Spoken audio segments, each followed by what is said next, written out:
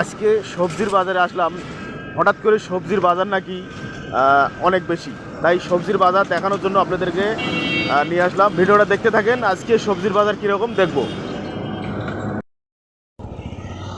ভাই 410 টাকা পাল্লা কিনে 410 টাকা পাল্লা কিনা, 100 বিক্রি, মানে কেজি 100 আজ থেকে শুরু হইলো।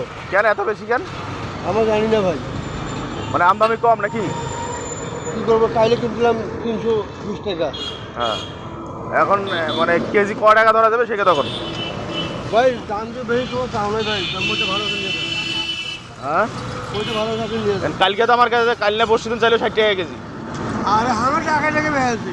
হ্যাঁ, তেলাপির এত বেশি হলে, এত বেশি হলে কেমনে নেবো আমরা? এখন আপনি এখন ভাই এত বেশি হলে নেবো। আর এগুলা এই কবি কত করে? কবি 30 টাকা কেজি।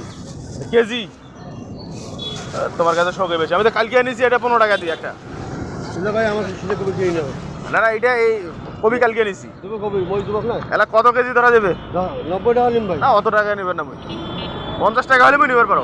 কত টাকা মরিচ নিয়ে পোষাইবে মোর? মরিচের কেজি 100 টাকা, কোনদিন পোষাইবে মোর? দর্শক, হঠাৎ একদিনে কাঁচা বাজারের দাম বলে এত বেশি। কালকে 60 টাকা কেজি, আজকে বলে 100 টাকা কেজি। মাথায় খারাপ।